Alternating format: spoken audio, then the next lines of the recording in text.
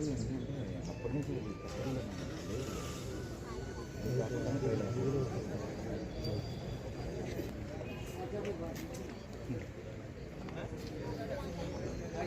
మీ పేరు? వెంకటేష్.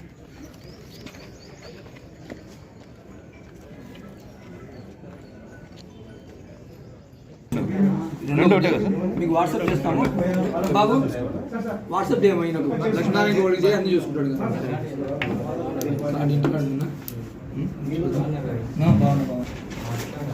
చేసినా సార్ మరి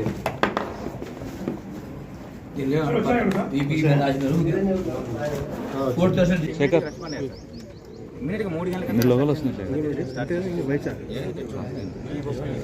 అవును సార్. ఆ రోజు మనమే తీసుకోపోయినాం సార్.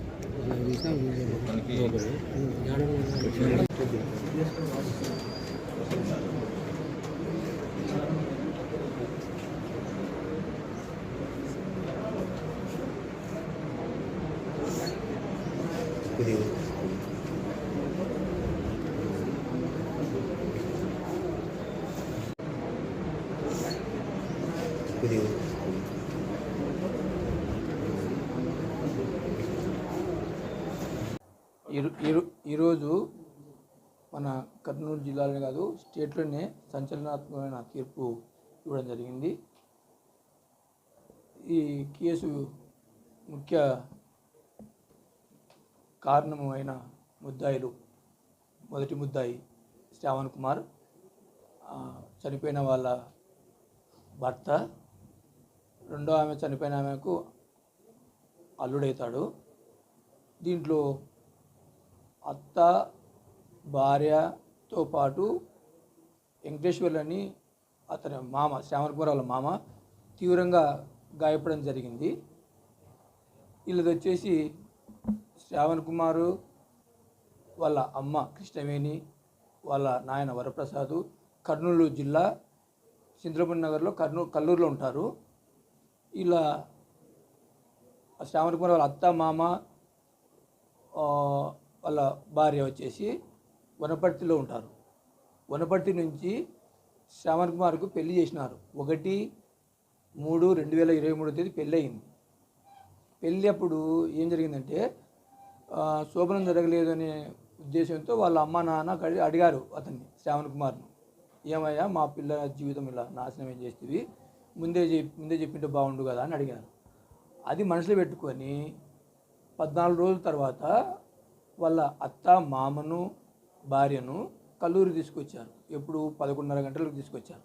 తీసుకొచ్చి ఒక హాఫ్ అన్ అవర్లోనే, అంటే 11:30కు వచ్చినారు, 12 గంటలకే ఇది జరిగింది. విషయం జరిగిన వెంటనే ఇప్పుడు ఏం జరిగింది అని పక్కన వాళ్ళు అడిగారు. అడిగితే వాళ్ళ ఇంజురుడు వెంకటేశ్వర్లు, అంటే ఆ అమ్మాయి పెళ్లి కూతురు తండ్రి ఏం చెప్పాడంటే, మా పెళ్ళప్పుడు శోభనం జరిగినందుకు అడిగినందుకు నన్ను, మా కూతురును, మా భార్యను తోలుకొచ్చి నన్ను, మా భార్యను, అంటే వెంకటేశ్వర్లు దెబ్బలు అతని భార్యను మిద్దె మీదకి పోమని చెప్పారు. వాళ్ళ కూతురుని వచ్చేసి కింది రూమ్లోకి పోమన్నారు. ఒక అర్ధగంటకి విపరీతమైన శబ్దం వచ్చింది కింది నుంచి. ఆ క్రమంలో ఏమైంది, వెంకటేశ్వర్లు వాళ్ళ భార్య, వెంకటేశ్వర్లు వాళ్ళ భార్య వచ్చేసి రమాదేవి, ఇద్దరు కిందికి వస్తున్నారు. కిందికి వచ్చేటప్పుడు వీళ్ళు పోయి ముద్దాయిలు వాళ్ళ అత్తను నిర్దాక్షిణ్యంగా పొడిచి చంపారు. వెంటనే అతను వెంకటేశ్వర్లు వాళ్ళు తప్పించుకొని బయటకు వచ్చాడు. వస్తే ఆయన కూడా దాదాపు 8 కత్తిపోట్లు ఉన్నాయి. 8 కత్తిపోట్లు పడి బయటకు వచ్చాడు. వచ్చినప్పుడు ఏం చేశారంటే, ఏమైంది నాయన అని అడిగినారు. అక్కడ సాక్షులు, ఇంటి పక్కల అందరూ అడిగారు. అడిగితే నేను ఇట్లా పైన ఉంటే మా కూతురుని చంపి శబ్దం వస్తే బయటకు వస్తే నన్ను పొడిచినారు, మా భార్యను చంపేసినాను, అక్కడ చనిపోయింది అని చెప్పినారు. చెప్తే బయటకు వచ్చినాక ఎమ్మడి వీళ్ళు బయట ఉన్న వాళ్ళు అందరూ అంబులెన్స్ ఫోన్ చేసి పిలిపించి హాస్పిటల్ చేయించారు. ఈ క్రమంలో ఏంటంటే ప్రత్యక్ష సాక్షులైన ఇంటి పక్కల ఉన్న వాళ్ళందరూ ప్రాసిక్యూషన్కు సపోర్ట్ చేయడం వలన ఇది ముందుకు జరిగింది. అంతేకాకుండా దీంట్లో సిఐ గారు, పోలీసు వాళ్ళు కూడా చాలా బాగా ఇన్వెస్టిగేషన్ చేశారు. ఈ కేసులో ఉరిశిక్షనే కరెక్ట్ అయినదని చెప్పి, న్యాయమైనదని చెప్పి, 1వ ముద్దాయికి 2వ ముద్దాయికి ఉరిశిక్ష ఖరారు చేయడం అయింది. మూడో ముద్దాయి వాళ్ళ అమ్మాయి కృష్ణవేణి ఆమెకు ఉరిశిక్ష బదులు జీవిత ఖైదుగా శిక్ష ఇవ్వడం జరిగింది. వాళ్ళ నీకు ఏం బాధ కలిగింది, నా నీకు బాధ ఏం న్యాయం మా జరిగింది చెప్పు. సార్ వాళ్ళు నాకు న్యాయం చేసినారు మా భార్యని నా బిడ్డని ఇక్కడ తోలుకొచ్చి చంపేసినారు వాళ్ళు.